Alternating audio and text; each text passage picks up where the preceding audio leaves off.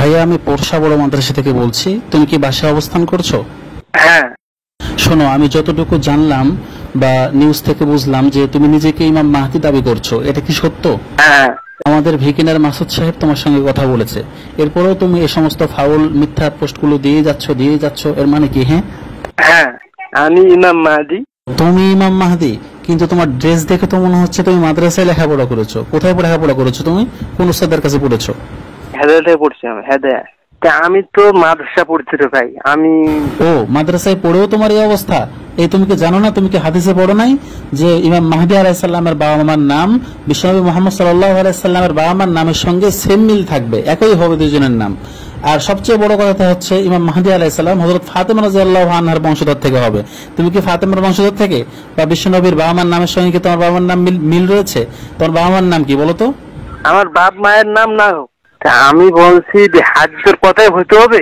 অবশ্যই হাদিসের কথা হতে হবে, হাদিসকে পূর্ণ বিশ্বাস করতে হবে। তুমি যদি হাদিসের কথা না মানো, হাদিসকে অস্বীকার করো, বা হাদিস সম্পর্কে যদি তোমার বিন্দু পরিমাণ কিলোকাল থাকে, তাহলে তুমি ইসলাম থেকে খারেজ হয়ে যাবে, তুমি মুসলমান থেকে বের হয়ে যাবে। হাদিসের উপর যে কথাটা সত্য হবে, এটা কিন্তু ভুল ধারণা। ইন্না লিল্লাহ, তুমি তো মুসলমান থেকে বের হয়ে গেলে। তুমি তো বিশ্বনবীর কওল, আফআল, আকওয়াল সবগুলোকে মিথ্যা প্রমাণ করে দিলে। তুমি তো মুসলমানের কাতার থেকে বের হয়ে গিয়েছো। তোমাকে তওবা করা উচিত এবং নতুন ভাবে ইসলাম ধর্ম গ্রহণ করা উচিত, কারণ বিশ্বনবীর সব কর্মকাণ্ডগুলোকে তুমি মিথ্যা প্রমাণ করলে। অথচ স্পষ্ট বর্ণনা রয়েছে, মান কাযাবা আলাইয়া মুতাআম্মিদান ফাল্যাতাবাওয়া মাকআদাহু মিনান নার। তুমি তো এই হাদিসের মাঝ ভেজদাক হয়ে গেলে। তাহলে ভাই, আমার ওসব নাম মিলুক, আমি ইমাম মাহদি, এটা সত্যি। এর উপর কোনো দলিল নাম দিতে পারবো না। তুমি কি মাতাল টাতাল হয়েছো নাকি? তুমি কি গাঁজা খাইছো? সজ্ঞানে আছো তুমি? সজ্ঞানে সমস্ত কথা বলতেছো? ভাই, মাথা ঠিক আছে ভাই, আল্লাহর কসম খেয়ে বলছি, আমি একটা মিথ্যা কথা বলছি। আমি ইমাম মাহদি, এটাই সত্য কথা বলছি। আচ্ছা শোনো, কোন ব্যক্তি যদি জেনে বুঝে সজ্ঞানে নিজেকে ইমাম মাহদি দাবি করে, তাহলে সে ব্যক্তি কাফের হয়ে যাবে, সে ব্যক্তি পথভ্রষ্ট হয়ে যাবে। তুমি কি এটা বিশ্বাস করো? হাদিসের মধ্যে স্পষ্ট বর্ণনা রয়েছে, কুল্লু দলালাতিন ফিন্নার, প্রত্যেক পথভ্রষ্টই জাহান্নামের অন্তর্ভুক্ত হবে।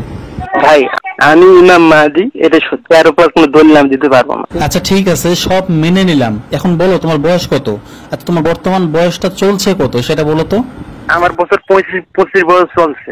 এই যে ভাই, তুমি তো আবারও ধরা খেয়ে গেলে। তোমার বয়স চলছে মোটেই 25 বছর, আর ইমাম মাহদি আলাইহিস সালাম 40 বছর বয়সে আত্মপ্রকাশ করবেন। কারণ তিনি ভয় করবেন যে মুসলমানরা তাকে অনুসরণ করা শুরু করবে, তারা তাকে বায়াত গ্রহণ করা শুরু করবে, তিনাকে নেতা মানা শুরু করবে।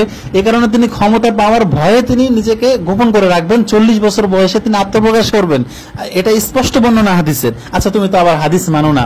এবার তাহলে আসো যে তুমি যে ফিলিস্তিনে যাইবা, হ্যাঁ তুমি তো ফিলিস্তিনে যাইবা, যে ফিলিস্তিনে গিয়ে তুমি কি মনে করছো ফিলিস্তিনের ভাষা বাংলা? না, ফিলিস্তিনের ভাষা আরবি। তুমি তো ফিলিস্তিনে গিয়ে তাদের সঙ্গে কিভাবে কথা বলবা? তুমি বলতেছো যে 700 সৈন্য তোমার পিছনে বাইতুল মাকদেসে নামাজ পড়েছে, তো 700 সৈন্যকে তুমি নেতৃত্ব দিবে কিভাবে? তুমি তাদের সঙ্গে কথাই বলতে পারবে না।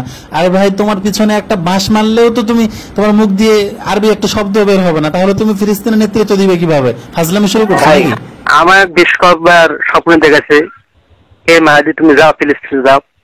আমি বলছি আমার তো টাকা নেই, কিভাবে যাবো আমি? তো মানুষের কাছে সৎকার তোলো, জাকাত তোলো, টাকা তুলে যাও। আচ্ছা, ইমাম মাহদি যে বাংলাদেশ আবির্ভূত হবে এবং বাংলাদেশ থেকে তিনি জাকাত ফেতরা তুলে এই টাকা দিয়ে তিনি ফিলিস্তিনে যুদ্ধ করার জন্য যাবেন, এটা তোমাকে কে বলছো? তুমি কোথায় পেয়েছো? হ্যাঁ আচ্ছা, মুফতি মাসুদ তোমাকে জিজ্ঞেস করেছিল যে স্বপ্ন কত প্রকার, বলো দেখি স্বপ্ন কয় প্রকার? স্বপ্ন আমার এই ব্যাখ্যা আমার জানা নাই হয়তো। আচ্ছা, তুমি তো শেখপাড়া মাদ্রাসায় লেখাপড়া করেছো, তো তোমাদের হুজুররা কখনো তোমাদেরকে ইমাম মাহদি সম্পর্কে কিছু বলে নাই? বলছে, তোমার তো যেহেতু টাকা নাই চলে যাও, হেঁটে যাও। যেতে বলার পরও তুমি গেলে না কেন? কলসে মক্কায় প্রকাশ পাই, মক্কায় তো আমার যাওয়ার টাকা নেই, আমার কাছে সম্পদ নেই। আমি তো মক্কায় সম্পদ থাকলে আমি চলে যেতাম। তাহলে তুমি কেমন ইমাম মাহদি হলে? হ্যাঁ, ফিলিস্তিনে প্রতিনিয়ত হাজার হাজার মুসলমান শহীদ হচ্ছে, মারা যাচ্ছে, আর তুমি বাংলাদেশে বসে বসে সদকা ফিতরা উঠাই বেড়াচ্ছ। সাবধান হয়ে যাও, বুঝছো? নয়তো কিন্তু বাংলাদেশের মুসলমান তোমাকে একদম সোজা করে ফেলবে। কিভাবে সোজা করতে হয় সেটা মুসলমানরা খুব ভালোভাবে জানে। নিজেকে পাগল টকমা দিয়ে তুমি ইসলামের ক্ষতি করবে, সেটা তো হতে পারে না।